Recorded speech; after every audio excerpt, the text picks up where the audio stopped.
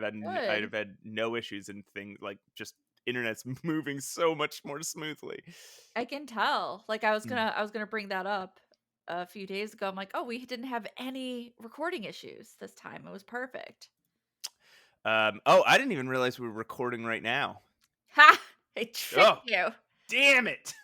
Sneakily hit the record button while you Here I was weren't being looking. here I was being so goddamn boring. I It's like, oh yeah, you know, Verizon synchronized internet, whatever the fuck it's called. Could be Synchronized worse. internet, parallel internet.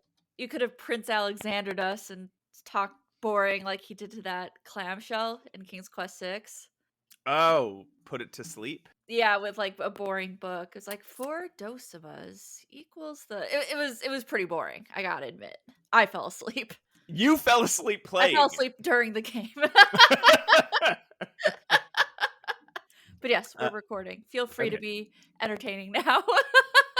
Damn it! Now I forget how. You forgot It's how been to so like be long since funny? it's been so long since we've done a full episode. I don't know how to be entertaining anymore. Do you? I think you like have to, like tell a joke. Okay.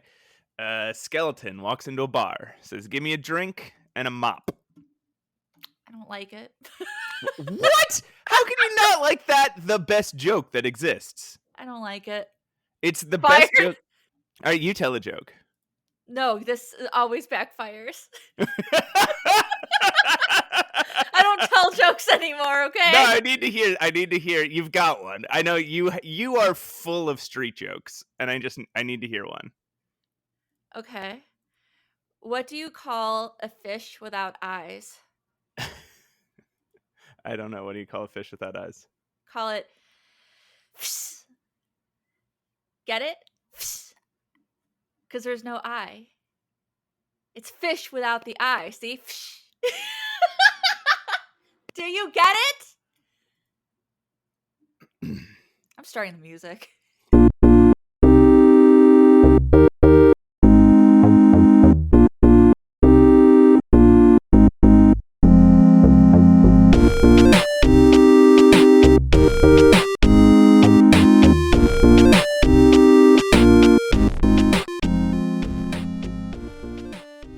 I tried to talk to you sooner, and you Probably around ignored now. me.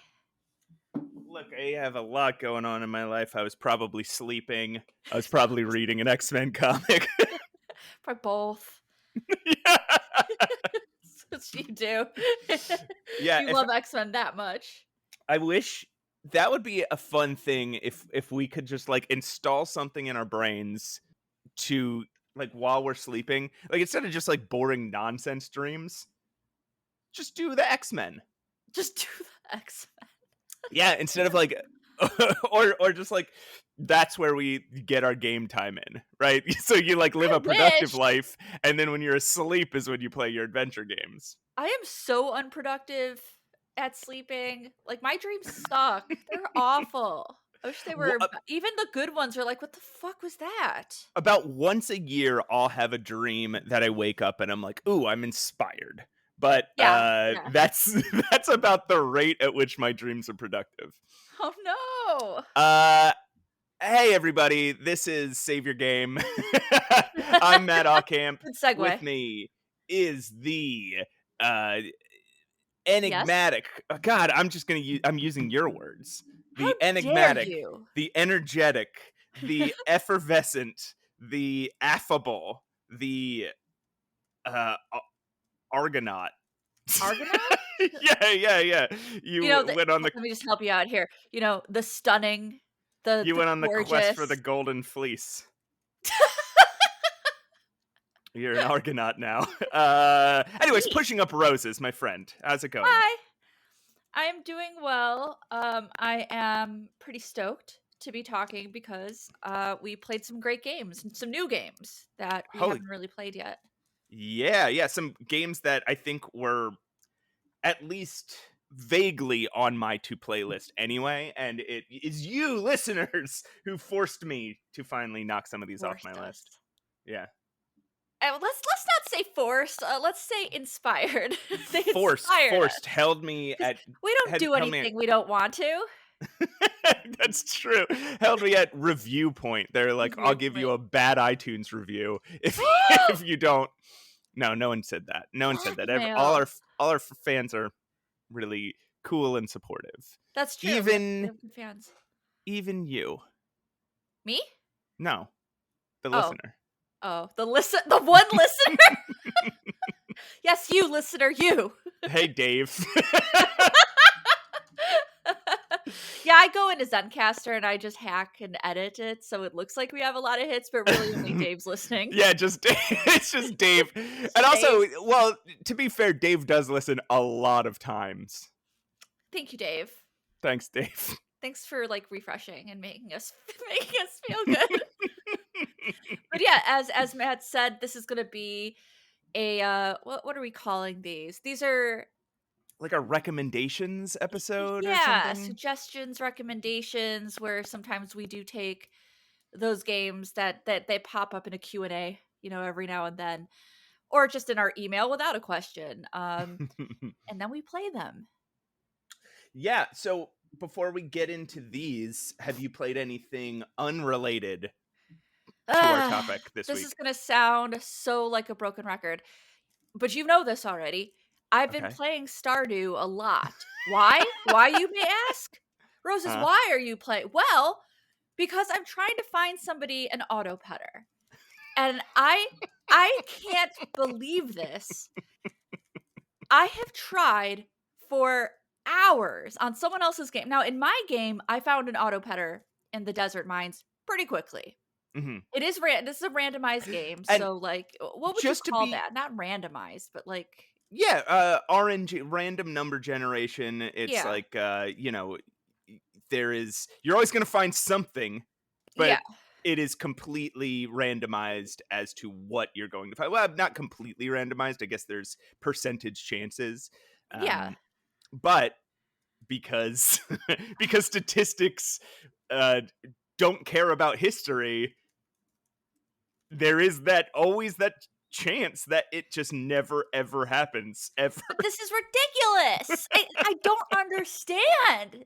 This seems statistically impossible. I have looked on this other game so much that the person playing has so many prismatic shards because that's how much they've been looking for an auto petter. I have 2 prismatic shards just for reference.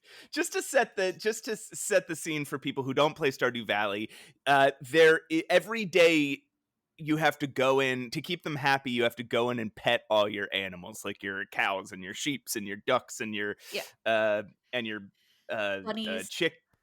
Bunnies and chickens, to keep them. Your dinosaur and your ostrich, just to keep them happy, and so they produce the most high quality eggs and milk and stuff.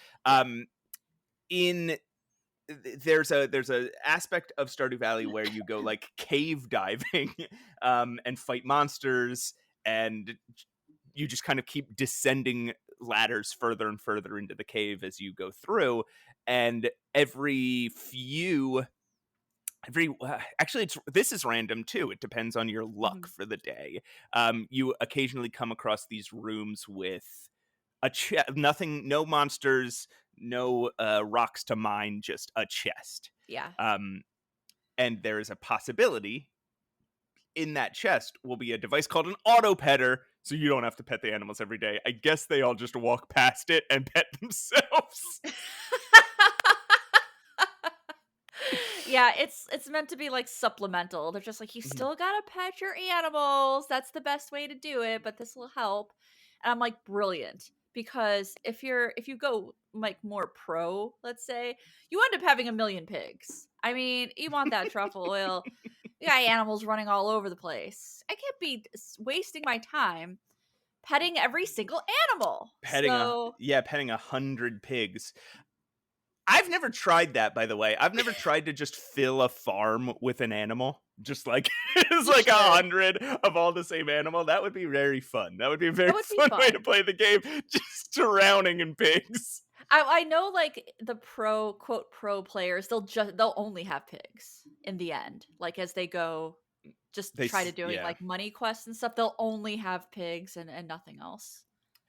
So I have also been playing Stardew Valley, and which is just that is what that we should have named this podcast. I've been playing Stardew Valley. So I've been playing Stardew that's a podcast all on its own. Right. So I've also been playing Stardew Valley because I said I wouldn't play it until the new update was released on Switch, but Yeah, then I just started playing it on I got a new Steam Deck, and I've just been playing nice. it on my Steam Deck. I Because I want a Steam Deck.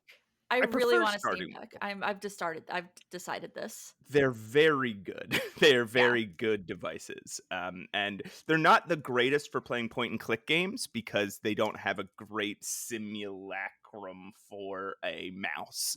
Like yeah, there's touch you can use the touch screen, but then your fingers in front of everything on the art. You can right. use there's like uh haptic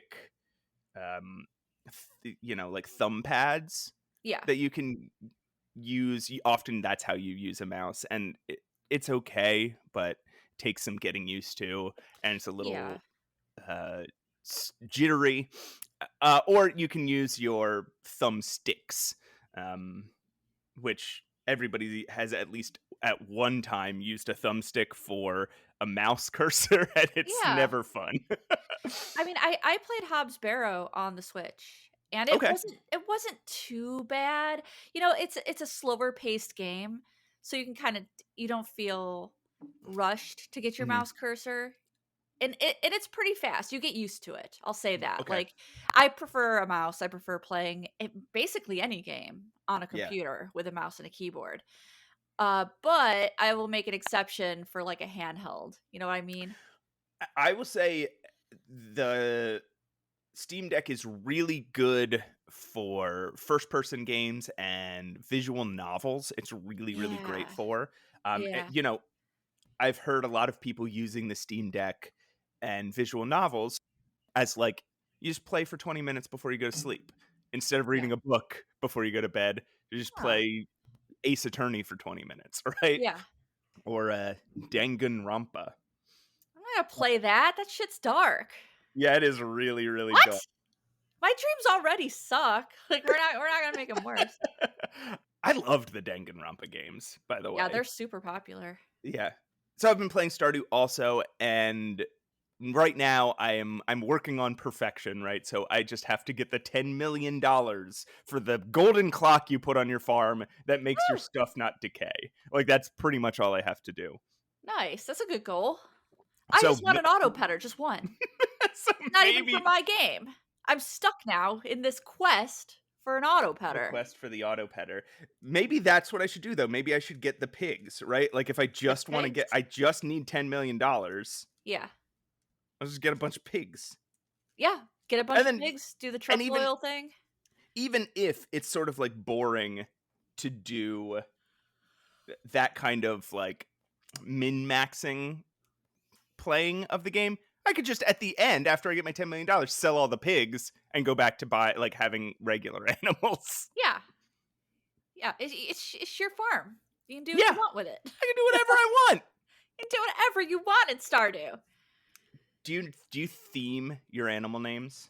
I think I think last time they were just rhyming, like one syllable rhyming. So it was like Pip and Mips and like all these Yeah. randomly rhyming names.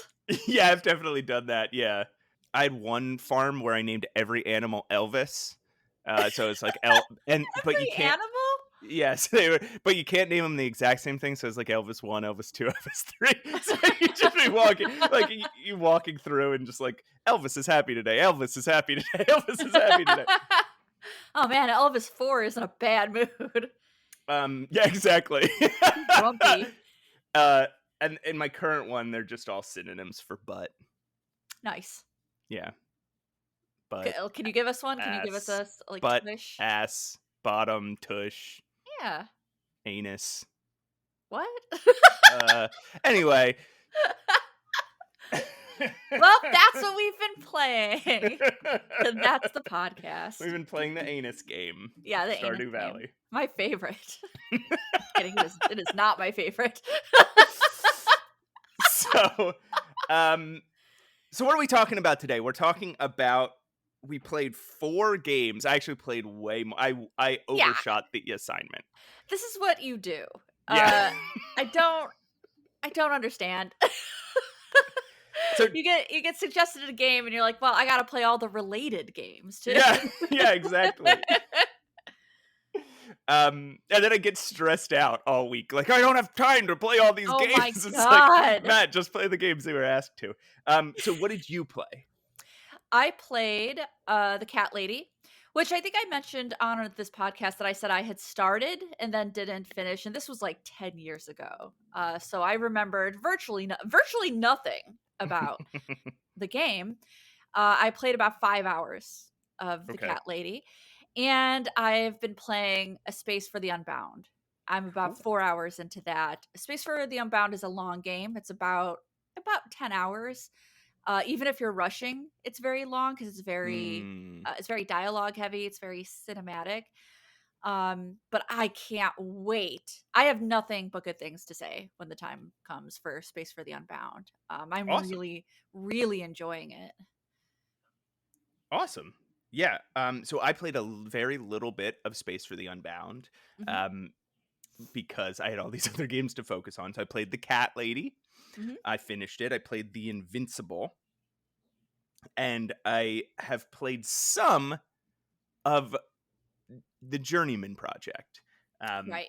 That's definitely more, I feel like the Invincible and Journeyman Project, those are more your type of games. You know, I think what a good idea is if we get suggestions, we divvy them. Because is it a Rose's game or is it a Matt game? Yeah. You know what? I think this might be a fun thing to do.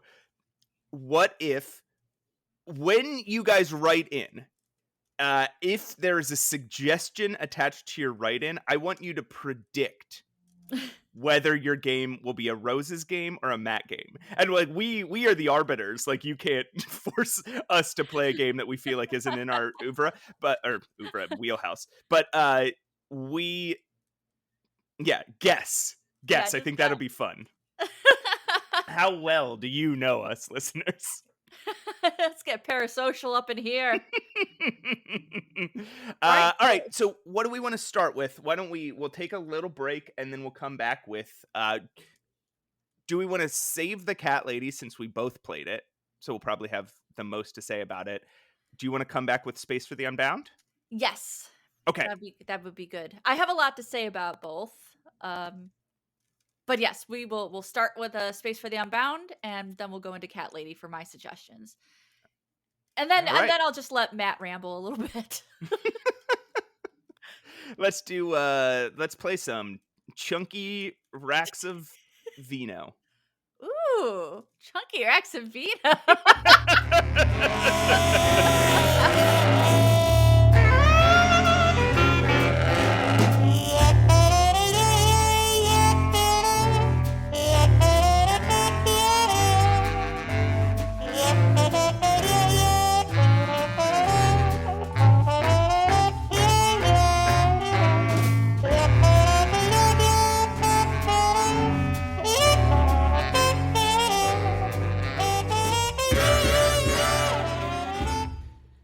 All right, Roses. So, as I told you, I have all these chunky racks of vino down here in the canals under Paris. So, if you'll just step in this corridor, please.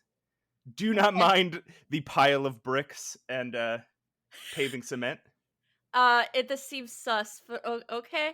Here I go. You got cask of Amontillado. Oh my God. Matt, you're fired. Now you're on the other side of this brick wall. But you can't fire me because you're on the other side of this brick wall. But we can still do a podcast because we're, I guess we're wearing headsets. Can't I just Phantasmagoria it? Can't I just like somehow take the bricks out with a trowel and then look through the bricks? Actually, no, I'm still fucked. I don't know. I don't know why I'm trying to reference Phantasmagoria as a great way to do anything. So yeah, imagine you are in like a life or death situation, and you're like, okay, like what would a Sierra game character do here? That's how I live my life, and that's why it's not going well. I'll like rub a fish against my shoe. Oh, I found an exit. Okay, so space for the Unbound. Yes, yes, yes. I love it. I love what a great suggestion. So Space for the Unbound is an Indonesian game, which I don't know if I've Oh, ever played. So it's seems to be inspired by like anime art style. It's a very whimsical sounding. The score is great. The music is yes. great. Kind of feels like you're in a little bit of a Persona type of a setting, or even Final Fantasy. But Mhm. It is also set in Indonesia in the '90s, and the dev wanted to give that feeling of growing up in Indonesia in the '90s. That was his experience, and he wanted to share that And experience. this is Mojiken Studios. Yeah, and it's even though it kind of resembles almost like an anime. It's when I saw the screenshots, I'm like, is this an anime like fighting game? It just looked really interesting. Because it's It is side scrolling, yeah. it is side scrolling. Yeah, it is a true adventure game in the sense that you are going to have puzzles and dialogue. Less emphasis on the puzzles, more emphasis on the story, but it's got these really great mechanics. I can tell that this game it's already getting sad. I'm already to the Mhm. point where it's getting very it started off more wistful, and now it's getting, oh god, like there's something that's going to gut punch me and I know it. Well, Um really early, and there's a question of whether or not you start in a dream. Um, yes. it Yeah. is unclear to me. I'm only like a half hour in, and it's unclear to me whether that was actually a dream or Yeah. what the hell just happened. There is But a big emphasis on dreaming mhm, and false memories and things like that. There's also a big emphasis on the subconscious.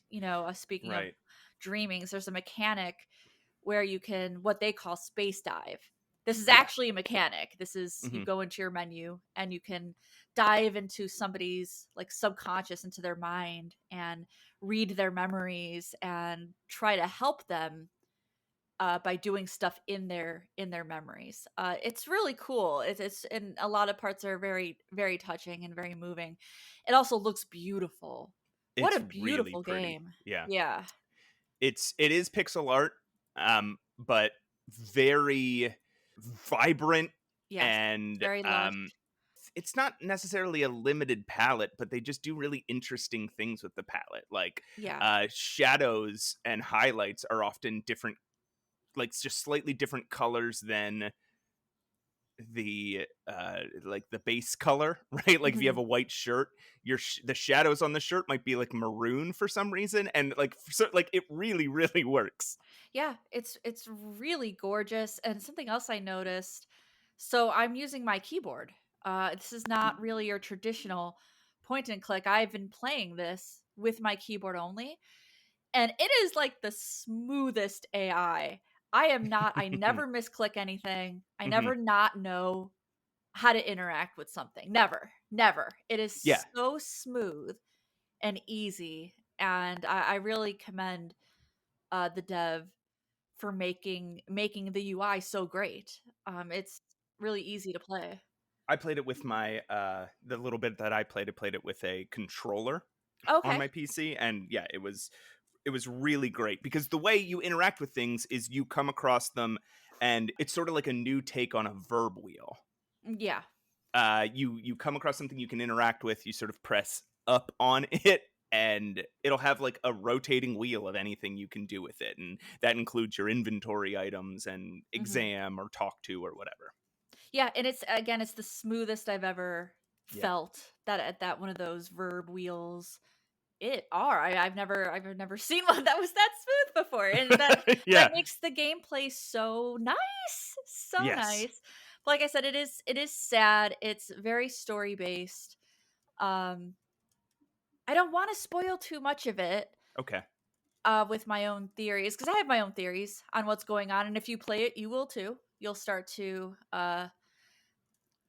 speculate, but just in general, just to give you guys, I guess, a little bit of story, is you are playing a boy named Atma, and you have a girlfriend named Rhea, Mhm. and it starts like a very coming of age type of a thing. You're dating, you're doing these adventures, you're saving a cat from a dog, like you're doing all these things, and then you realize that you're not the only one that has a power. You still have, even though you dreamed it, you still have this space dive power. And you learn that your girlfriend has something interesting going on. It's on the level of telekinesis almost. Mm. Um, she can change settings, she can persuade people to do things. It's very Star Wars. It's very the Force. Right. Do you get to control the girlfriend at all? No, Okay, so no. those powers aren't powers that you, the player, get to use. Correct. Okay. Correct, yeah. But yeah, I can't wait to finish this game. I have a feeling I know where it's going, and if it does, it's very Studio Ghibli. But I really love it. I really love it. I can't say enough good things That is about this very game. astute. Right. Yeah, it is very Studio Ghibli in what I've played so far because it's got that really subdued and down to earth kind of teen like realistic teenage drama, right? Like Yeah. just like the concerns and mind of a teenager and the world that they inhabit, and at the same time there's these supernatural things sort of just injected into it that heighten like I guess the metaphors of what appears to be sort of a coming of age story, like you said. Yeah. And in it kind of gameplay wise and even coming of age wise, it kind of reminded me of Perfect Tides a little bit, because the Sure. the devs are going for that timepiece experience that they had. Even a little bit of Willy Beamish, honestly, because you're doing stuff, with your friends, you're confronting bullies, you're in school. Right. um it's very relatable, even though it's extremely fantastical. Obviously, Perfect Tides and Willy Beamish, it's weird to call them grounded, right? But there's nothing magical about those games. Yeah. I can't believe I Yeah. just called Willy Beamish grounded. That's Yeah. insane. Well, in Uh Willy Beamish, you don't have like a magic wand or a magic book or whatever. right. There's Yeah. no magic in those games. This game is fantastical and whimsical. And I can't think I don't remember who suggested it, but man, it's super impactful. Hmm. It Now, is a little bit easier on the puzzles, but I'm not mad at it, honestly, because I'm enjoying it so much that that's fine. I'm fine with the puzzles being more accessible to everyone. right now, it has. There are at least there appears to be fighting sequences. Have you gotten to one of those at all? Yes, and I like them. I like Okay. how they're done. They're done. Awesome. I was a little concerned at first. I'm like, oh no, there's a fighting mechanic. Are you serious? But no, Yeah. actually, it's quite pleasant. You do get into fights with bullies, because you are playing like what, 16, 17-year-old kid. Yeah. Um, Yeah. and you're a little bit of an outcast, so you do come across school bullies or town bullies. And the way you fight is very DDR. You're giving a set of things to input on your keyboard, so Oh, so in it's a like a timer. rhythm. Okay. Yeah, it's like a rhythm, a little bit of a rhythm game. It's pretty simple. I've never died this way. Okay. And it is really fun. It's gratifying too. Just like, Is oh, there is I there a did it. Scott Pilgrim aspect to like to this May, story? maybe a little bit. Yeah, maybe a little bit, because you're kind of your girlfriend is very well loved by just about everyone. There's something enigmatic about her. There's Okay. something magnetic about her that everybody seems to be drawn to. Sure. A kind of a Ramona Flowers type of thing, but I more equate it to some of the Studio Ghibli stuff. Okay. Yeah. Uh, I like the thing that's springing to mind, and again, like I've played very little of this, so I don't know how accurate it is. Is like if Studio Ghibli did Scott Pilgrim. That'd be great. um, That'd be w- so wouldn't that be whimsical. so good? Yeah. Yeah. All right. Well, that's space for the Unbound. Is there anything else you have to say about it before we move on to our next game? No, let's move right along. Okay. Do we want to? Let me. Should we do a me game? Should we do the Yeah. Invincible? Okay. Yeah, tell me about the Invincible. This was one of the ones I did look at that I was like, Mhm. "That's very impressive." It's not a Rose's game. So Right. I sent that to Matt. Matt, that's a Matt game. Yeah, well, I had already started. By the time we decided we were divvying these up, I was like 90% of the way through it. So, it's developed by Starward Industries is the dev, and I think this is their only game. But it is like it's one of these really involved level of walking simulator with also some like life sim elements. It's like Firewatch, right? Like Kind fire, yeah. exactly. Yeah. So you are exploring an alien planet, but also you have to kind of learn how to use these like sci-fi tools that are on you. So again, very much like Firewatch, you are Yeah. doing these life sim things like learning how to use tools and incorporate them into your exploration. But mostly it's just like you're walking around and exploring things and talking to a person in your headset, and the story's just unfolding as you move around. Yeah. It is first person, and it is absolutely gorgeous. Yeah. You're on some random sci-fi planet which has these like beautiful like vistas and oceans and like various locations. Like it's clearly a dead planet, right? There's no Mhm. vegetation on it, but there are oceans, and at any point you can kind of just like look up into the sky and see these like beautiful starscapes and moon, and Yeah. uh Wait, is it like base Firewatch meets The Martian? yeah, it's kind of, I think that would be an apt description. What happens is you wake up on this planet, you don't remember anything um at first, and you have to put together like, okay, who am I, what mission was I on. There's some flashback sequences where you remember like meetings you had aboard your spaceship, and then you have to figure out what happened to the rest of the crew. Yeah. So you're searching this planet, trying to, yeah, find crew members, and at the same time fulfill the mission that you were sent down for initially. And every time you find a crew member, there's something strange about what's happened to them, same as there's something strange about what's happened to you. Yeah.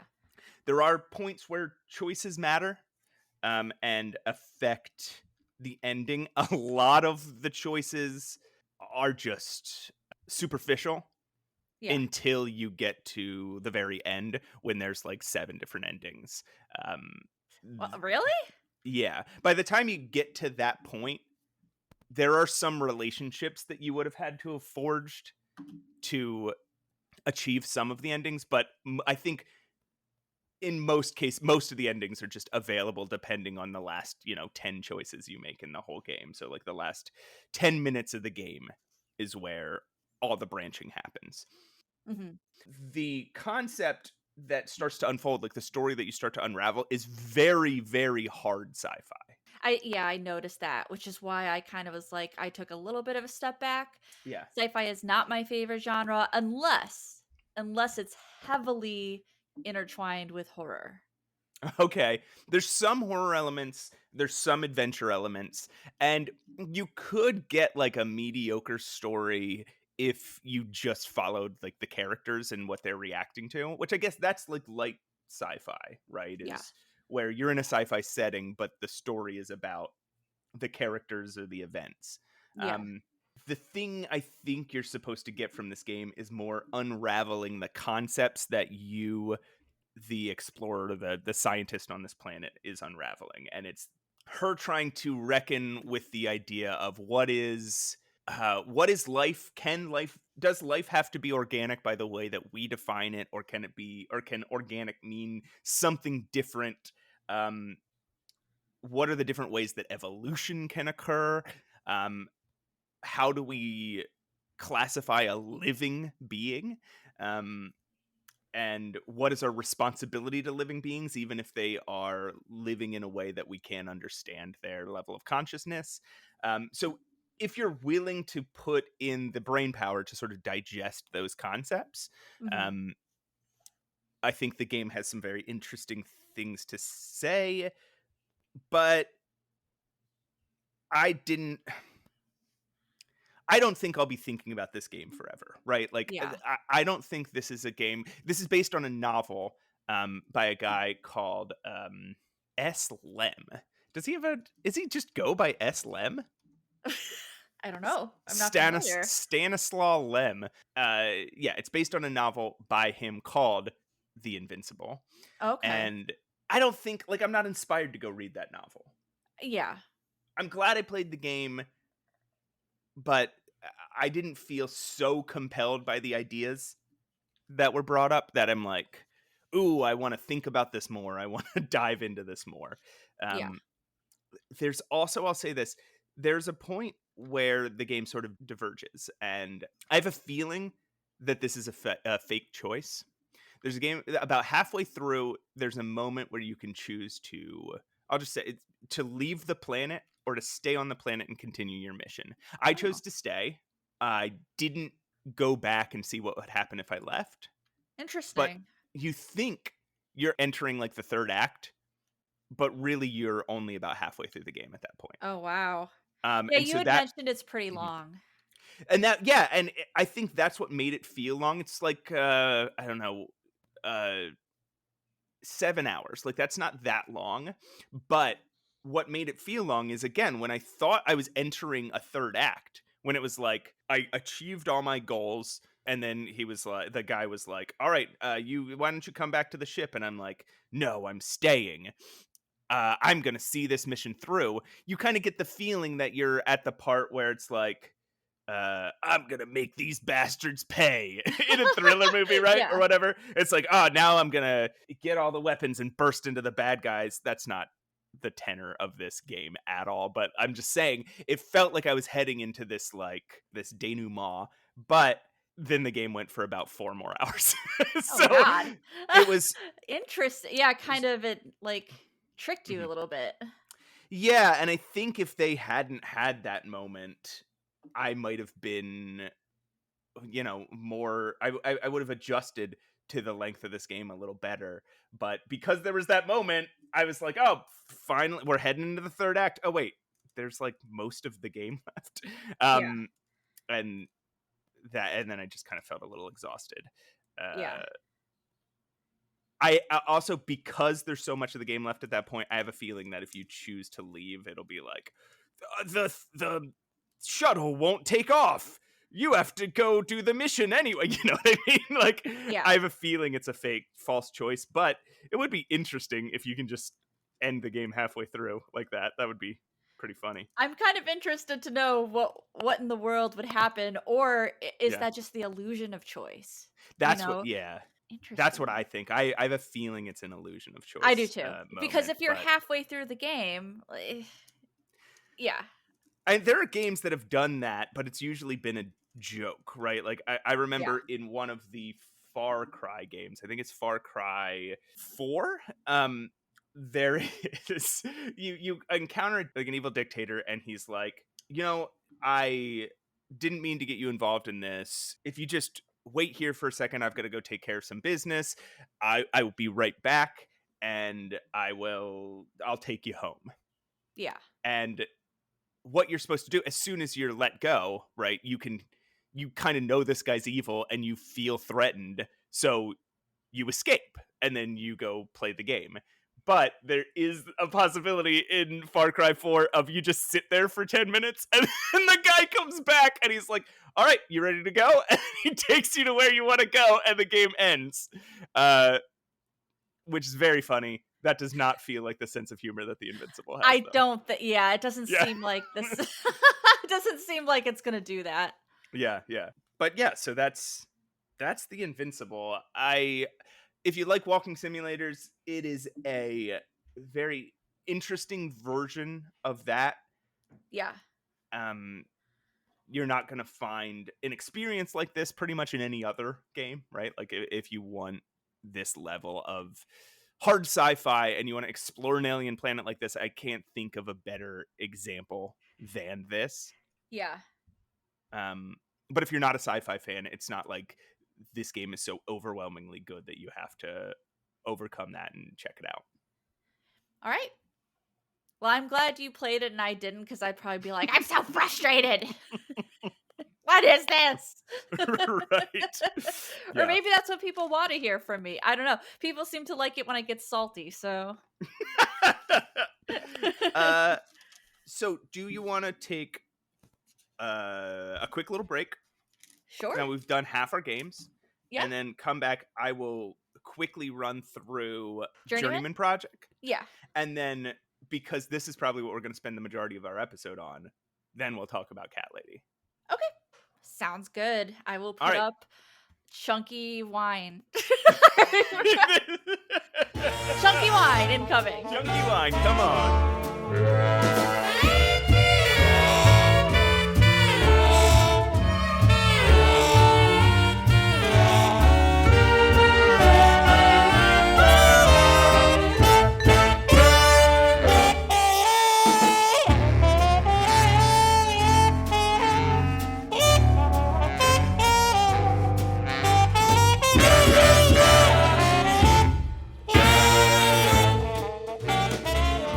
Welcome back to Save Your Game. I'm Pushing Up Roses. With me as always, all the time. I'm always with you. It's a little weird. Even when you think I'm not. Look at those footprints in the sand. I was riding on your. I was riding piggyback on you. I wasn't carrying you. I was riding on your shoulders. Yeah, it's getting annoying. Anyway, here's Madhaw Camp, everyone. Hey, everybody. How's your break? It was good. You should know you were there. Yeah, I know. I was right. That was one of the times I was piggybacking on you. Yeah, and then I had to get down because I have to reach the microphone. How was your break? Well, again, you would know because you were there. Please tell us about, because I'm dying to know, about Journeyman Project. Okay. I didn't get that far into Journeyman Project, and I think this will come back up on the show, because I think I'm going to keep playing. Journeyman Project is a first-person, live-acted FMV game, with like sort of crudely rendered 3D environments. I'm sure they were beautiful for the time. Sure. Sure. But there's 3 of these games, and the one we got recommended on our last Q&A episode was Journeyman Project 3, which is The Legacy of Time. Mm-hmm. I started that game and I was like, holy shit, there is so much lore here. There's so much story. I have no idea what any of this means. None of this is impactful to me. Right. I'm going to go back to the first game. Pretty admirable. So I started the first game, Journeyman Project Pegasus Prime, which is, I think, the remake of the original Journeyman's Project. From what I understand, the story just goes straight through. 1 leads to 2, which leads to 3. Okay. As far as I understand it, I haven't played them all. But it is one of those. Do we have a name for these games? Like the Trilby games, like the Chose Myth, like a nickname? No. I mean, a name for these games where this sort of interface where it's like Myst or something. I just call them first person. I just call them first person adventure games. But you're not the games where you're not free roaming. Right. You are. It's basically like a grid, right? And you are always you're just standing in a spot, and then you press forward, and then there's a little animation of you moving to the next. Right. I know exactly what you're talking about, because I've played, obviously they're adventure games. I've played several of those I don't know if it has a name specifically, though. I've heard people refer to these as slideshows, but, like, I think that's Okay. a little reductive.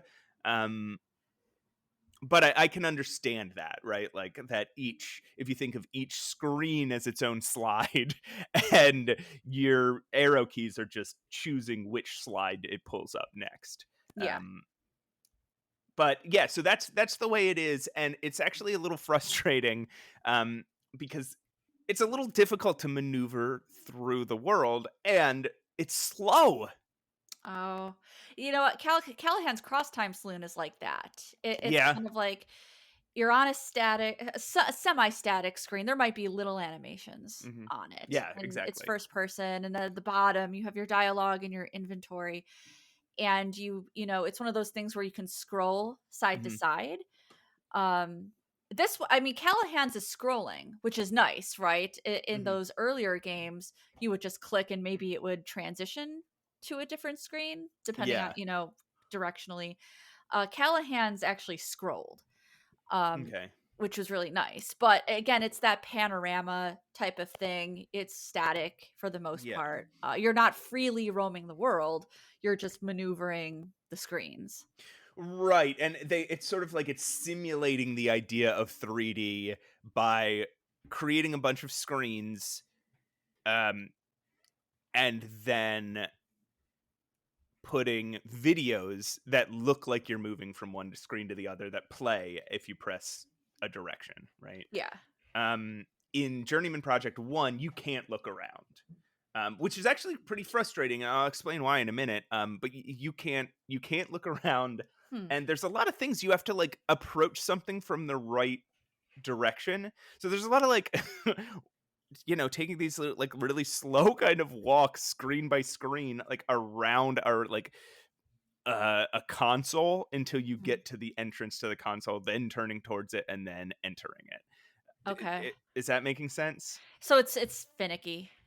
Well, um it's sort of like, okay, if you enter a room and in the middle is a console that you need to sit at, like a futuristic computer console, um and there is one entrance to the console. You have to walk around that whole 9 panel grid and then turn to face the console that again was right in front of you when you walked into the room, and then go in. And it's Yeah. like that's like adding 4 screens of transition to just enter the thing that I saw the moment I walked in the room. Mhm. Um, so that can be pretty frustrating. Also, the game so far, and I'm only about an hour into it, there's not really puzzles so much as there is just you're supposed to just complete a series of actions, right? Like it'll be like, um, we need you to report to the command center. Make sure to Okay. bring your ID card and your whatever. And so you just have to walk around your apartment picking up your ID card and your whatever, Just whatever like else that there is. protocol. It's like Ex- Codename Iceman. It's just following protocol. yeah, and then there's stuff that there's not. So you have a little AI that often tells you what to do next, and sometimes it doesn't, and then you just kind of don't know, and it's just weird. It's just kind of like it feels like I am a character who would know all the things he has to do right now. He would know he has to pick up his ID. He would know he has to pick up his uh, pass key. Yeah. But I don't know that. So I might just walk out of the apartment and go to the elevator. And then it's like, you need your pass key to enter the elevator. So I go back to my apartment and I'm like, oh, got to get this pass key. And then I go back out and I go down the elevator and I go to the transport and it's like, you need your transport card to use the transporter. So I got to go back up the elevator, back into my apartment, look for, you know what I mean? Yeah. It's just very frustrating in that sort of way. Or like when I got to and I'll explain the plot in a minute, but when I got to like my job, right, it was like, before you do this, you need to go do this. And it's like, okay, well, my character would have known that. Like, it's just like, this doesn't feel um justified by the story or the character, and it's not, these aren't puzzles, these are just annoyances. Yeah.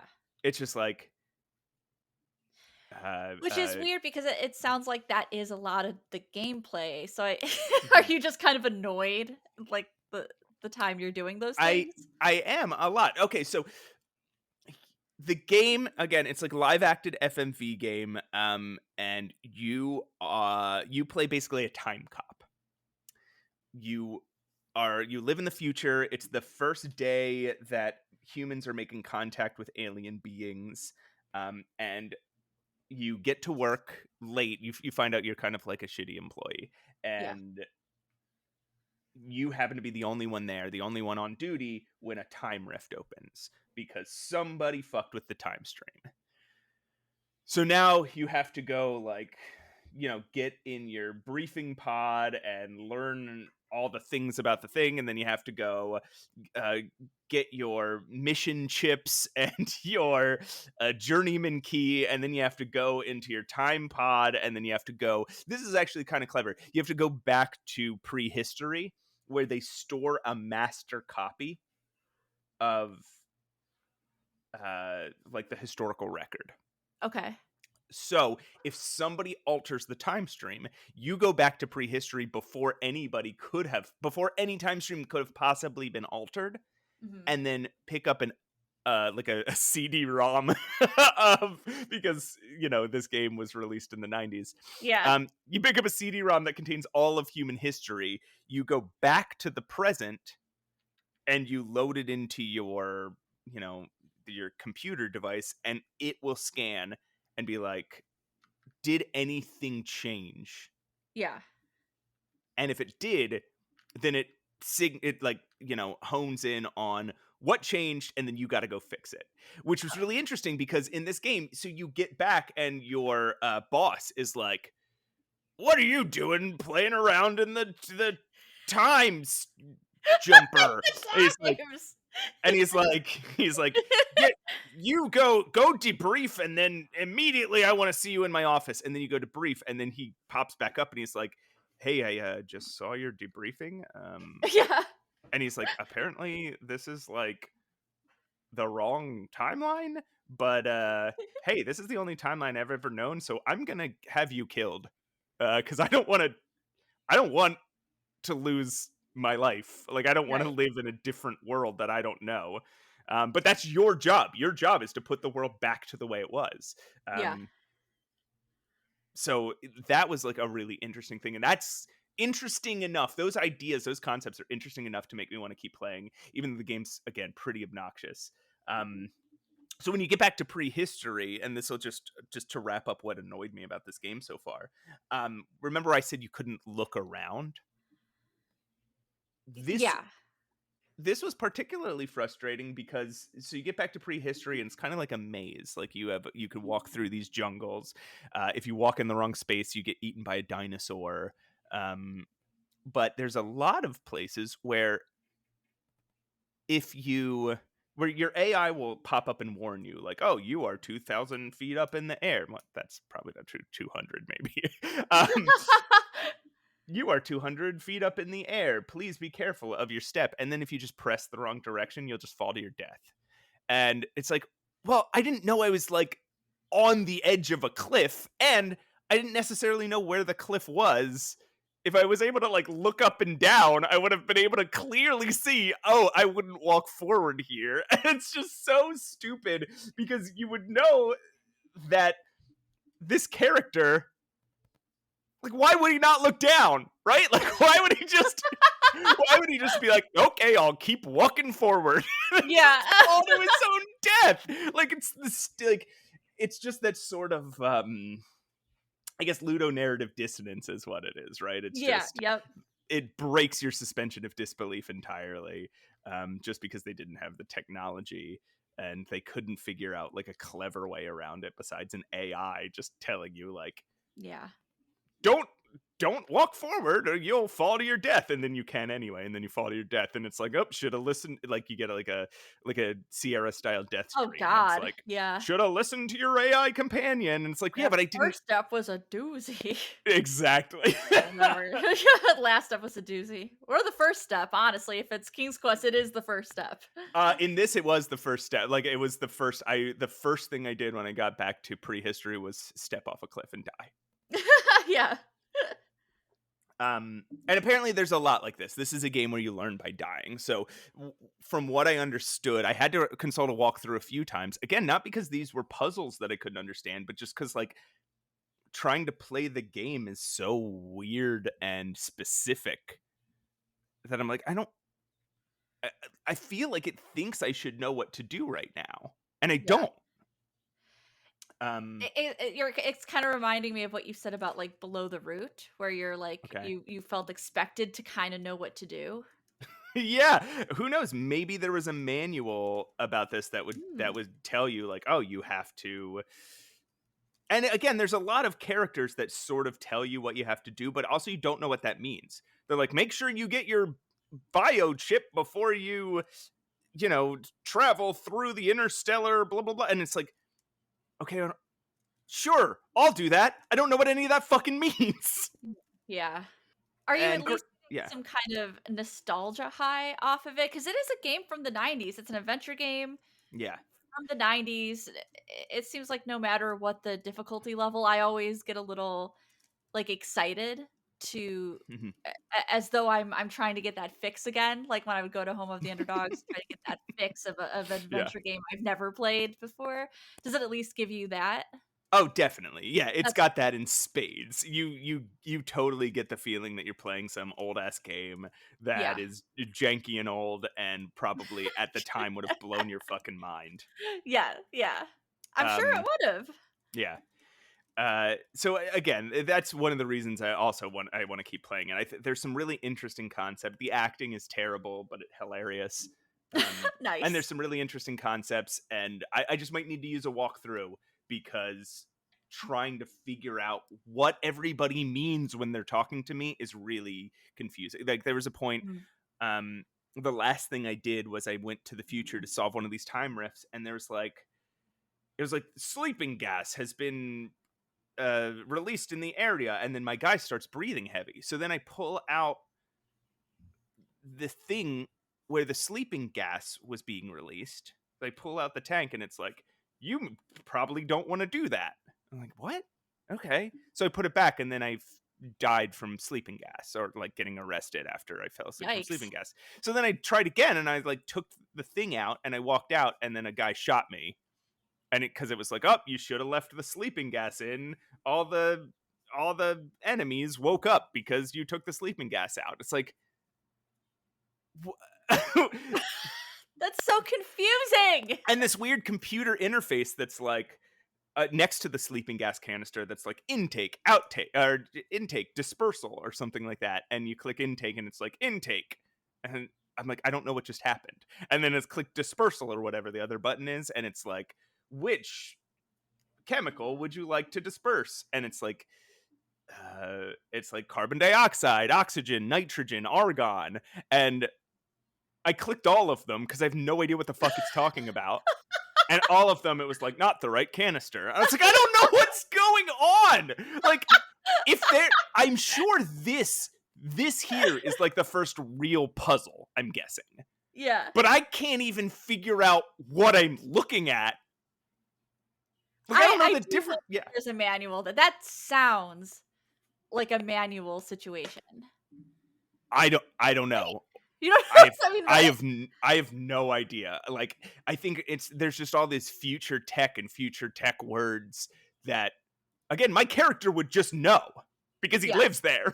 But Yeah. I, as a human being living in 2024 in a real world and not a fictional world, I don't know any of this. Yeah, you didn't get the memo. I didn't get the yeah, I'm just yelling, I didn't get the memo at my computer over and over again. No. So yeah, I think maybe playing with a walkthrough might be the way to go. Keep The us last, updated because it sounds like yeah, you're sure. gonna keep playing it. Hmm. So yeah, I'm interested to know if this goes anywhere. The last thing I'll say is that the cutscenes are unskippable, and that is Ah, infuriating. no! No! That's like um, almost a deal breaker for me, man. I know, especially because you can die and then you have to reload, and then it's like, oh my god, I have to watch this person talk for so long. Ugh, gross. No, I don't like that. All right, yeah, that's the Journeyman Project. Thank you guys for recommending it. It's definitely something that's going to uh that's going to be entertaining in a way, even at the same time as being obnoxious and infuriating. I might check it out just to see what in the Yo, world of you're talking. course.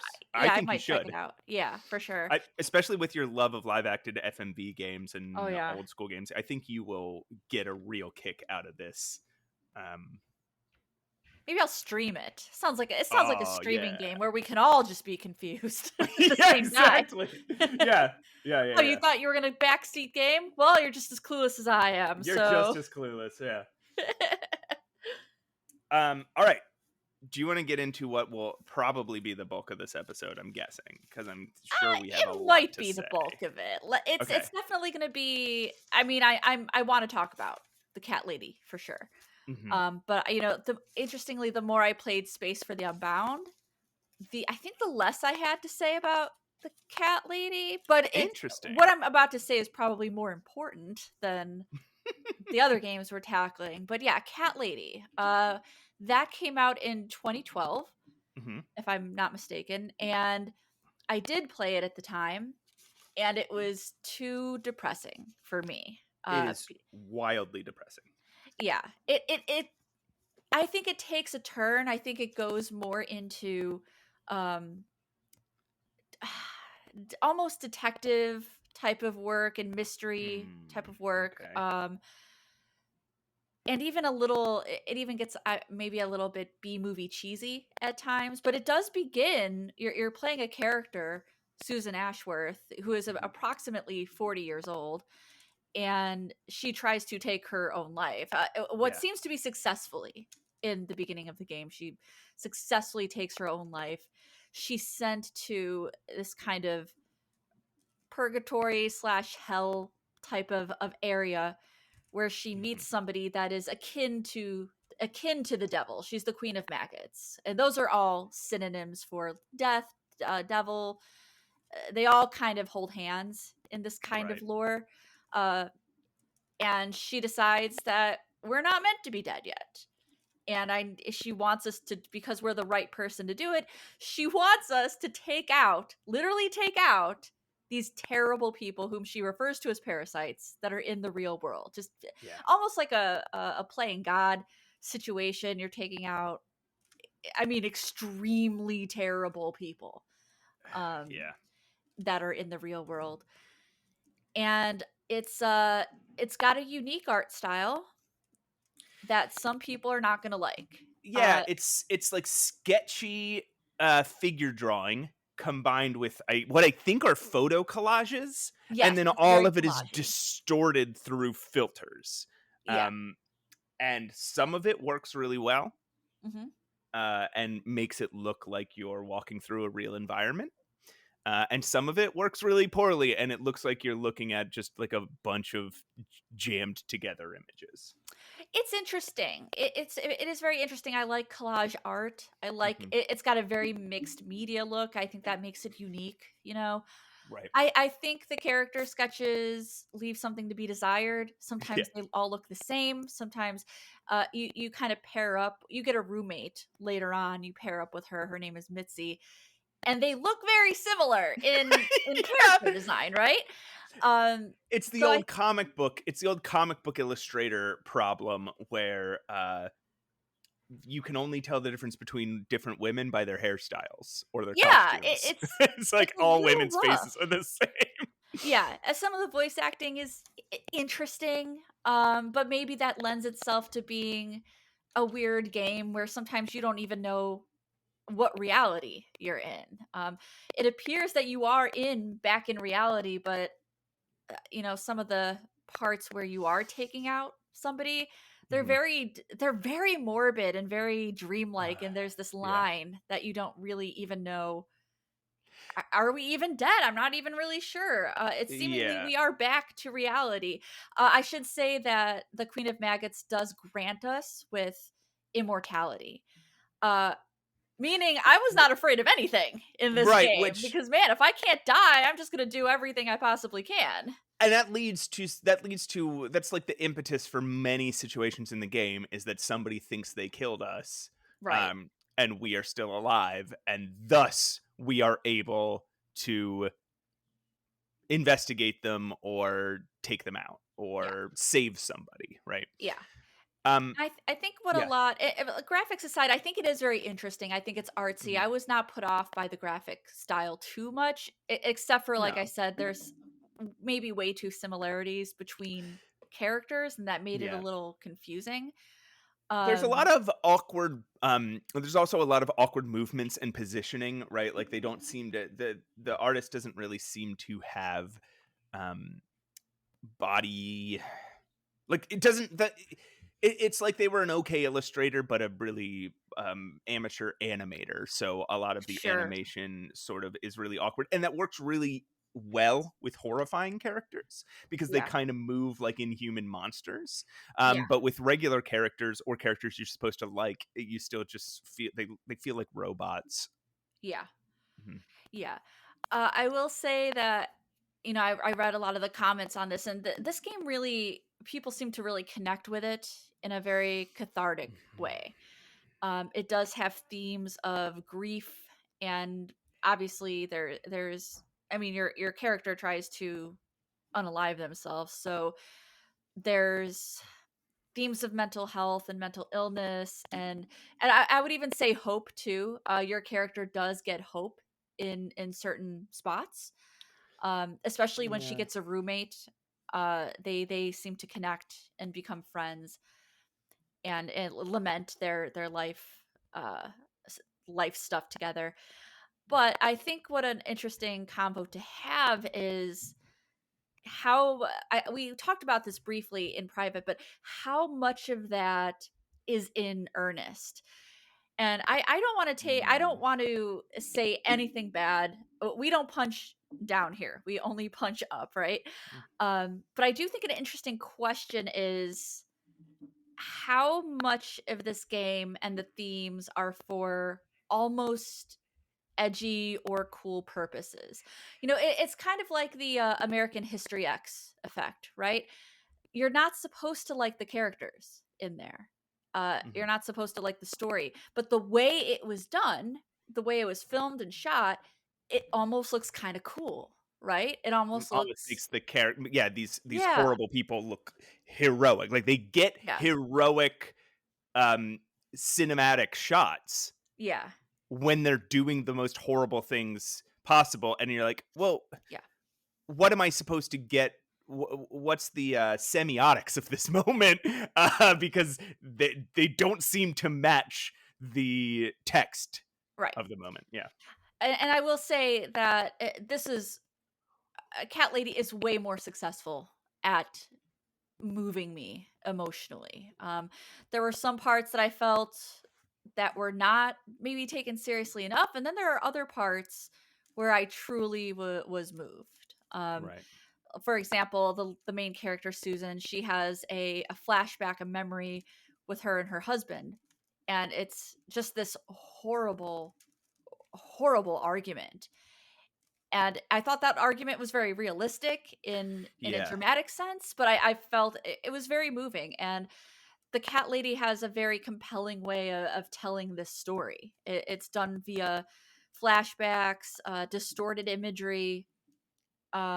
Sometimes it's out of order. It's really interesting. I found that very compelling, and always it always kept me interested. Let's And just there's a say lot that. of the game is very thrilling and shocking, right? In not just that there's shocking material, which I do want to talk about a little more, but in the sense that there are times that they're really interesting storytelling decisions where they jump you from A to C.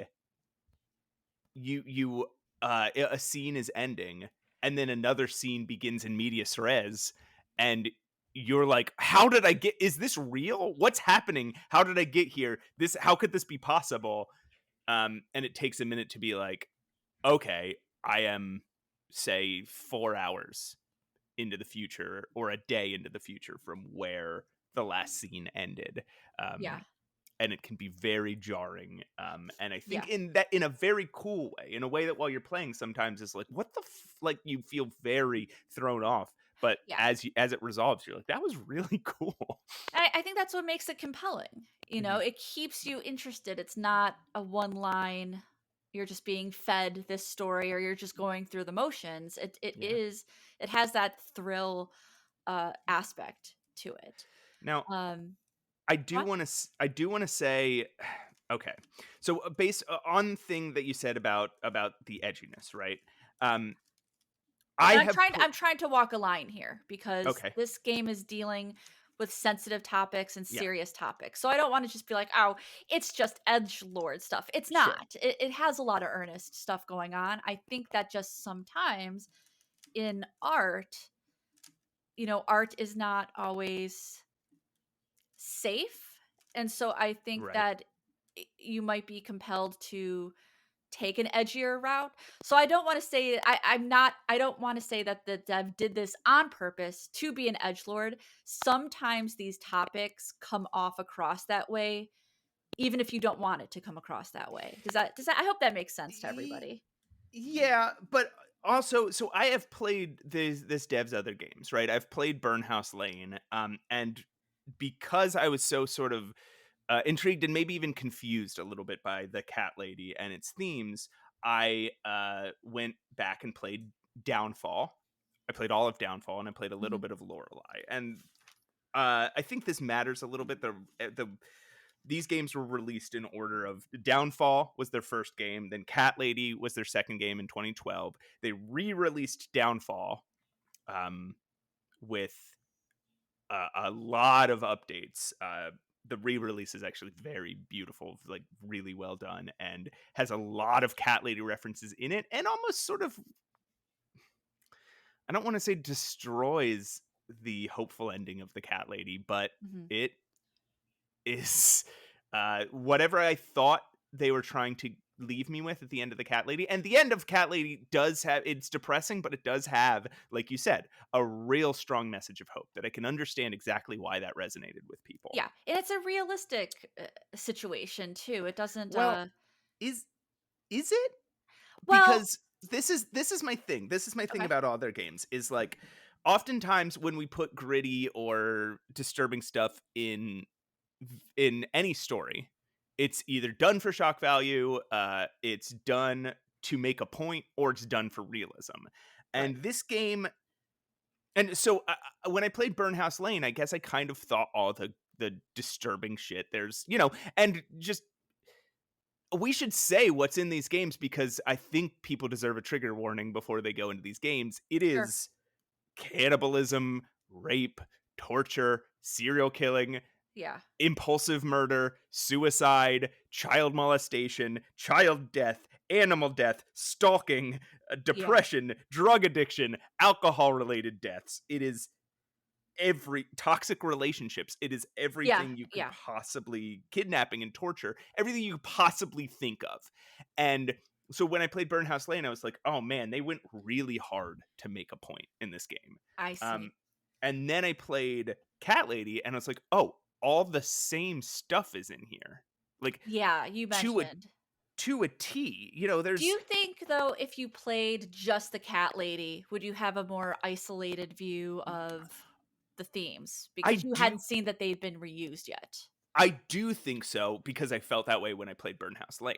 And playing Cat Mm, Lady, it made me sort of revisit Burnhouse Lane and think some of the things that I felt like were done as necessary um, artistic choices. I started to think like, oh, is this just what these devs, and I'm not in these devs' heads, and I'm not going to try and censor anybody's art, but is this just the themes these devs enjoy? Which sort of affected my view of the art a little bit. Um, and so I went back. So in just sort of in an effort to understand this, I went back and I played Downfall, and I do think Downfall has so many ties to the cat lady. I don't know if you remember, Roses, but in the cat lady, do you remember running into that guy Joe Davis? Yes. And his story was very confusing. There was like a shattered mirror. He had a girlfriend. He was I don't even know how to describe that he was keeping in a room full of mirrors, and there was some sort of body dysmorphic disorder Mhm. stuff going on, but they didn't really elaborate on it. Yeah, yeah. That is all just a reference to Downfall. And Okay. such I an haven't played Downfall, so right. When you play it in Cat Lady, you're like, I don't know what any of this is. Like this did not you just feel confused. Um it's almost like they're trying to hint towards an idea that doesn't fully come together. yeah. It's because that is just you are seeing scenes and characters from Downfall. Yeah. Downfall is also disturbing, and I'd say Downfall much more than Burnhouse Lane, much more than the Cat Lady. Downfall is a horror game. It Yeah. is scary.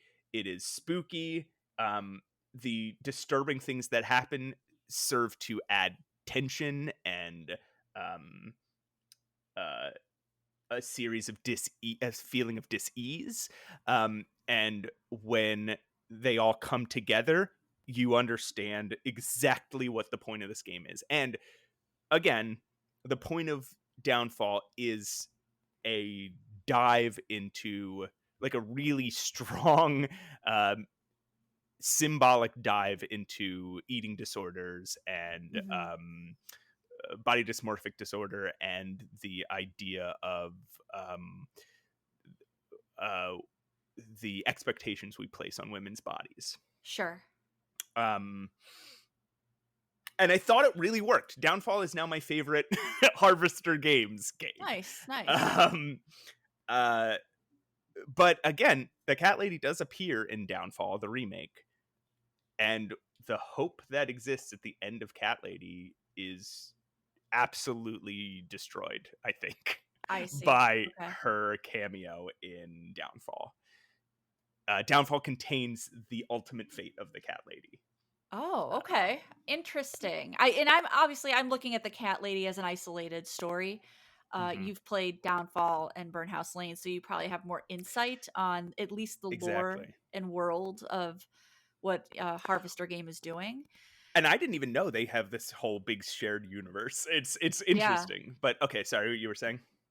Oh no, that was it. Okay, um, okay. So, but it does. So again, yeah, you can view the cat lady in isolation, and I think it'll have a bit more impact. I yeah. almost would suggest everybody pick. Pick one Harvester game Sorry, and yeah, either pick one Harvester game and just enjoy it, or play all of them. I would not suggest anyone play two Harvester games and that's it. Like I know how ridiculous that sounds, but I'd say either play one and stop or play all of them because if you play one and yeah, stop, you might get something out of it.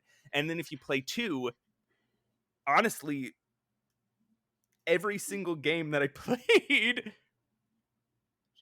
took away from my feelings about another one of the games. that Even kind of sucks. Joe Davis's story in Cat Lady, now that I understand it, takes away from what I thought Downfall was saying. I And see. and Cat Lady's fate in Downfall takes away from what I thought Cat Lady was saying. And again, Cat Lady and Burnhouse Lane contain so many of the same disturbing elements. The stuff that I would have otherwise thought was just like, oh man, yeah, they're going really hard to make a point. Now it Yeah. just feels to me almost like they listen to a lot. This is just like they listened to a lot of new metal, and then they were like, "Oh, this stuff rules." I don't think that. Linkin Like, obviously, Park. I'm being snide. Uh, No, I get I I totally get it. I think that poses the question though, right? Because so many I mean even I playing the cat lady definitely related to some of mhm, these moments. I have body dysmorphia and mhm. depression Yeah. and have had I'm a suicide survivor. So I did connect with some of those things, but it also, and I want to say this too, it is okay to be shocking Mhm. when I write about, for example, my overdoses. I do write about them very directly, and it is a little shocking because it is a shocking thing. That's Yeah. how I felt, and it's very graphic, and I want people to understand and feel the way I felt, or even scare people away from doing Yeah. what I did. Yeah. Like, I'm Agreed. not afraid to scare you away because it was that shocking. It was that scary. So I'm okay with shock. But I think it begs the question: are the writers, what are they trying to say here? Are they trying to Yes. move us with these themes, or are these themes there for because they're quote cool, like American History X, they come across as cool Right. or edgy? And I'm just And posing the question. I'm mhm. not like saying that as an Yeah, absolute, you know? we absolutely don't know, and I wanna emphasize I like these games, I've gotten something out of each of these games, Yeah, and what I'm getting out of them has changed in an unfortunate way, but has evolved into something else that's kind of cool, which is now understanding the shared universe. yeah, And now I'm into them in a different way. yeah, Um, but it has sort of taken away what emotionally resonated. And now I absolutely agree in terms of when these games handled depression and BDD and suicide and isolation and toxic relationships, when they handle these things that all of us, not all of us deal with, but most of us have come in contact with in some mhm, way. yeah, I also have fairly severe depression. Never been suicidal, but I understand the impulse. Um, yeah. And you uh, know people who do feel that way. So Absolutely. you know, yeah. I've had very close encounters with some of these things that I haven't experienced. Yeah. Um, but uh, I think like them displaying these things as shocking as they do in Burnhouse Lane, they force you, the player, to commit this suicide um, of the Ouch. character. It is really jarring. That scene will stick with me for my entire life, I guarantee. And it's really, really effective. You even get an achievement for trying not to, uh, which is very fun. If you try to like leave or do something else, it's like nice try. Oh um, lord. but and it's again really effective, and I think that is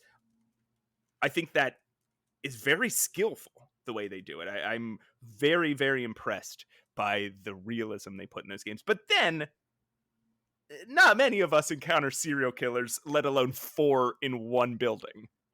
And Right. not many of us encounter kidnapping, let alone twice in a week.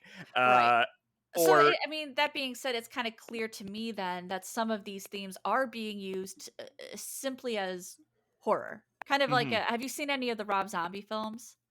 I have not. Okay, so it's definitely I have very mixed feelings about Rob Zombie's films because I like some of the horror, but as we kind of discussed and as you kind of rattled off earlier, it has these very edgy elements to it, Yes. you know, sexual violence, and but it's not trying to make a point necessarily.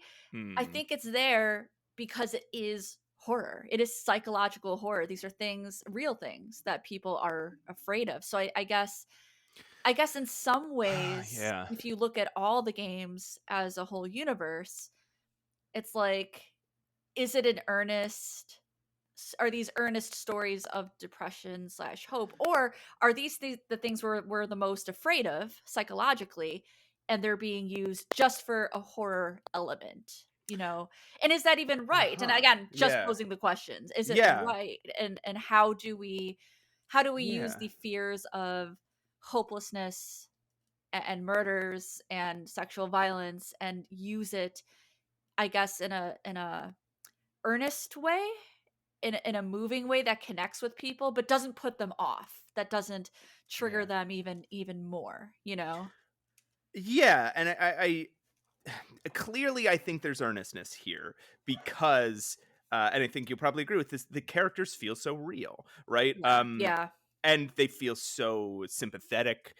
They feel like um, you fall in love with the characters. You identify with the characters, even though when the characters are doing things that you would never in a million years do, you still identify with what they're doing and why. Yeah. Um, and I I do think so. I do think there's earnestness there, and I think that there's a lot of artistic merit in these games. But I think, yeah, it might be mixed with Yeah. some sort of maybe less sincere and less like I've never been a fan of, say, like the torture porn genre. I don't like the Saw Right. movies. I don't like that stuff. Just makes me uncomfortable, and I don't find it titillating. I don't find it. Right. I don't find it. I don't have the urge to ban it. Like I'm not. I'm Right. not Tipper Gore over here. I respect and defend people's right to make art about whatever they want to make art about. Yeah. But any art that's made is opening itself up to being criticized. Yep. And my criticism of this is this necessary, or do you just think it's cool? Yeah, and I think that that'll take away the meaning. I'm not saying I think we're in agreement that we're not saying is this a moral issue of right or wrong, because art, yeah, art has the right to exist, and then Mhm. we have the right to then criticize it. That's art. That's what all art is. I'm an Yeah. artist, okay? I'm an artist. Oh, really? Are you? I Wow, that's so cool. Thanks, Matt. Um so yeah, Yeah, it's interesting because I guess I see. Is what you're saying then, like that we're not taking away anyone's right to use whatever tool they want to. We're just questioning the idea of, does their maybe overuse, or does the because no, that's a judgment. So does the frequency of their use subtract in some way from the from point like the of their art? meaning. Like, is it Yeah. becoming, have they made their message less effective Right. by including these things that maybe feel gratuitous? Right. That's my fear. It's almost less of a moral judgment, or Hmm. ooh, this is too shocking or too edgy. It's more of a judgment of, but now the meanings are lessened because you're Yeah. reusing the same things over and over again. It's kind of what people feel about uh kind of what people feel about like comedy movies slash or drama movies. They need to have some things in it to break it up, right? So if you don't Yeah. have a serious moment in a comedy, the comedy doesn't play, and vice versa. So I'm Hmm. just wondering if these things are so reused and so serious all the Hmm. time, that what is the message? What is it lost? Is it a Yeah. little lost in the art? And I'll say, I think, again, when I played these games in a vacuum, when I played, you know, when I only played Burnhouse Lane, um, I didn't feel quite this way. I felt like a little hesitant to recommend it to people Right. because there was just so much intensity. But I thought it was really great. And when my partner played Cat Lady, she felt the exact same way. She was like, Right. "Oh, this is intense, but like it's really good." Yeah. Um, so I'll say that, and I'll also add, even having played these other games, even though there's some things in Downfall that bummed me out, right? Again, like Cat Lady's story has an arc, and then in Downfall, she's almost just treated like a character that the writer didn't care about. Right. Which Um, kinda sucks and because then we mhm, care so much about the character in Cat right, Lady. and in Downfall, sorry, in Cat Lady, the characters from Downfall are also treated like they mean so much in Downfall, and then in Cat Lady they're treated like, just sort of. It's almost like jokes. It's almost like, oh, Mhm. remember this person and what they do? Well, check this out. Check out what we're doing with them here. Yeah. Um, but regardless of if we cut that idea out, Downfall I think was the most comprehensive. Everything that was in it I felt fit. um there wasn't a moment in Downfall, unlike in Cat Lady and Burnhouse Lane, where I was like, well, they could have left this out. Yeah, um that's i i fair. I could have done without this. And big shit, like I could have done without this baby dying, or I could have done without this random sexual assault that seems to have no impact on anything. Like Yeah, I already hated the guy who did the sexual assault. I already felt bad for the person who was on the other end of the sexual assault. I didn't need the sexual assault to see and I'm sorry I've yelled that phrase 7 times in a good row, lord. but I didn't need that to further my understanding of the characters of the plot. Yeah, But in Downfall, I felt none of that. There was no point where I was like, ew, why is that there? yeah, yeah. Even though it was full of the same amount of shocking and disturbing things. Yeah, and there's only so much information we can even handle at a certain time. Like, I want all of those things to be moving and shocking. I don't want to become desensitized to them in the story Yeah, because they're being reused, all the time, as normal. yeah. Um so yeah, I totally get what you're saying. I even felt that way a little bit during the Cat Lady, just as an isolated game, but it was Is it extremely compelling. in the moment that I'm talking about, or was it somewhere else? I just kind of mean in general, Okay, okay, okay. just in general. But But it's still, I still felt, I understand why people relate to it, no matter same. what the writer's intentions were. If you relate to something, you do, right? And I'm It's like sure if there I are put out a people, piece yeah. of art and I say it means this, but nobody takes it that way, but they take it in another way that they love, that's great. I'm glad for it. So, no matter what the intention of the writer is, whether it's for shock value or they wanted to move people, people really resonated with the themes of this game. And I Yeah. think that's a positive. And even shocking stuff. I mean, that can resonate with people too. And I'm not going to judge, right? Like Right. I don't get the appeal of the Saw movies, but I'm not going to judge that people enjoy them. I don't get the appeal of um like I don't get the appeal of the aesthetics of new metal, like Slipknot for example, right? Like I don't get Uh-huh. the appeal of those aesthetics. But I'm not going to judge other people for like Yeah. being into them. I'm sure plenty of people don't get the appeal of punk rock or the aesthetics of punk rock in the way that I do. Yeah. In fact, I know they don't. Right? Like that is like the point. So, uh, And so like, I mean, speaking for, like, myself, I definitely get the aesthetic of yeah, horror. I like a lot of horror, and I like a lot of dark, macabre, yeah, and spooky things. So sure, I definitely get it. But yeah, there's questions there. There's questions yeah. that I think we both have about at least intention.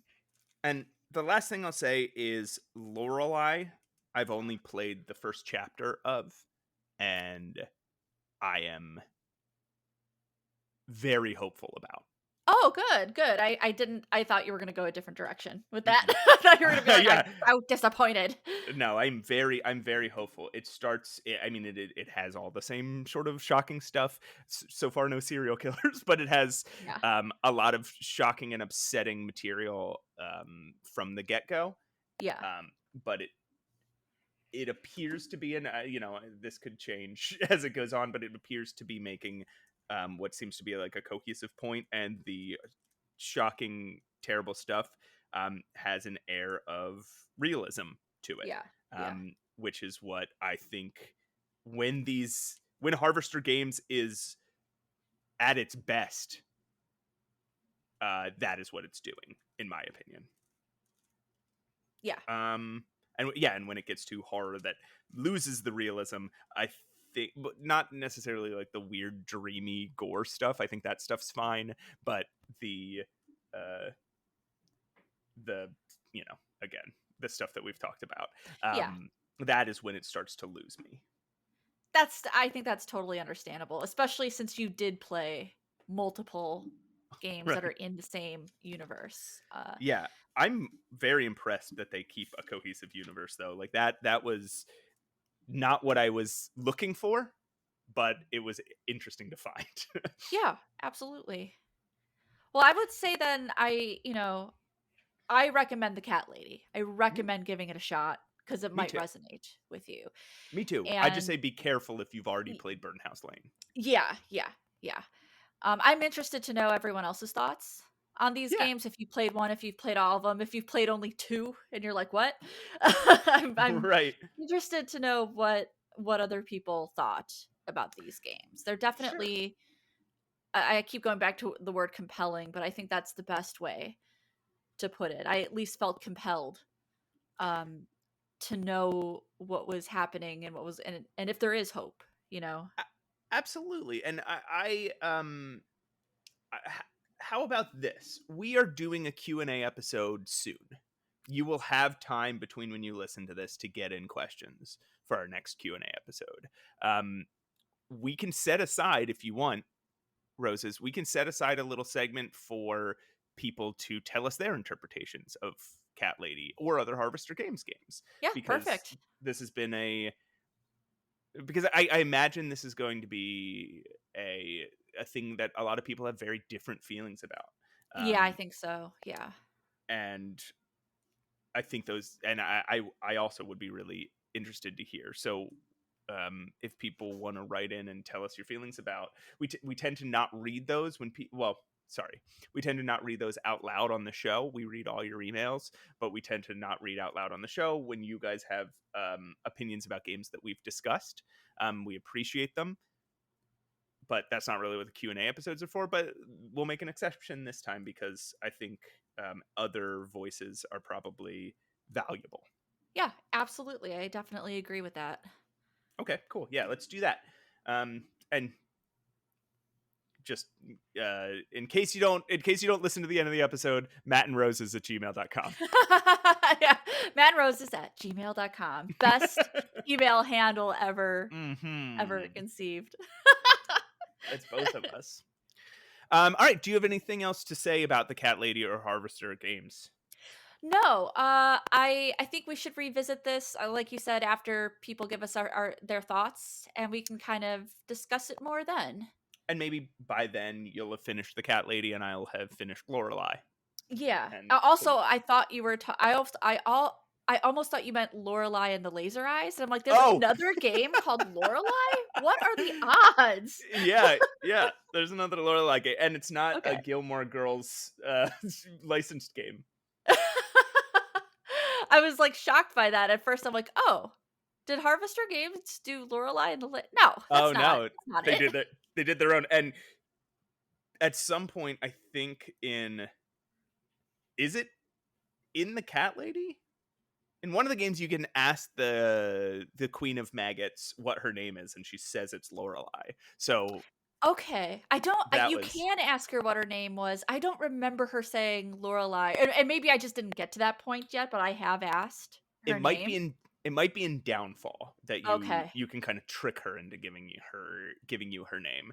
And she Interesting. says Interesting it's insight. Lorelai, so I'm really excited to see how this character, who at the beginning of Lorelai seems very Nice. sweet and kind, Well, I'm interested ties now. into the I'm Queen gonna of play them out Maggots. of order. Yeah, hey, me too. I did too. I mean, you did, yeah. hmm Yeah. All right, we'll revisit this at some point then. And Sweet. thanks for chatting with me about it, even though this was pretty heavy. Yeah, I assumed it would be, and I know the people that recommend it would be like, "Yep, this is gonna be heavier stuff, but it's worth it." It's Yeah, worth it. That's what yeah, art is. and that's what we're here for. Diving into these games in a way that treats them like art and not just like, I don't know, the new Pac-Man. Perfect conclusion to this. To this podcast. God, did I ever Art, tell you? not Pac-Man. Did I ever tell you the time I've been I recently graduated from community college with a journalism associate's degree, right? Mhm, And I was writing uh, a video game review for one of the papers, mhm. and the editor had like a strong, because because he was also the journalism teacher. um the editor would, he had a strong editing hand on all of Yeah, our stuff, so um he would write his own things in our stories, which I don't think happens in like an actual newspaper. It doesn't happen on the website I write for, right? Like the editor will suggest things and say, uh like have me fill in the language. But anyway, so I submitted this video game review, and then got my edits back and sent him my revisions. And then when I got the paper, I read my video game review, and you know what he added as the first line? what's that? Video games, they're not just Pac-Man anymore. And I was like, I cannot believe you did this to me. I cannot believe you wrote the most cliche, stupidest, most trite, worst. Like, you can Google the phrase "video games. They're not just Pac-Man anymore," Yeah. and you will find 10,000 articles Maybe written he by was trying to weird, be funny. Maybe it out was a of touch joke. boomers. Oh god. He was not trying to be. I was livid.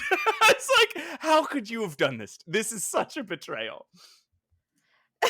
Well, I can't believe you've done this. I can't believe you've done this. That's the best thing I've ever heard. I'm gonna title a video that and see what happens. Video games, they're not just Pac-Man They're not anymore. just Pac-Man anymore. They've come a You'd be like, long "Ugh." way since Pac-Man. God, still Well, I angry. I think we can wrap.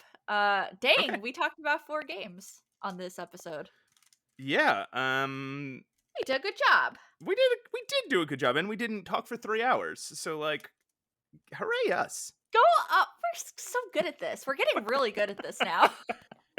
We were already the best from episode 1, and now we're like the best. Yeah, I agree. Definitely agree. I'm sure Dave does too, our one listener. Yeah, Dave, thanks for listening. Tell us your thoughts on the cat lady, Dave. All right, do we have anything to say as we sign off? I think we should tell people that we are doing an episode on Dagger of Amon Ra next week. Yes, yes, And yes, yes, yes. So if you want to... That'll be 4 hours long, my friend.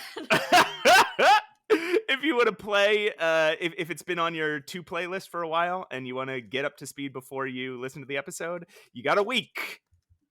And I've got, I think, 3 days to play it. All right, let's I'm excited. Yeah, me We too. should also say that we are part of the Adventure Game Hotspot Network.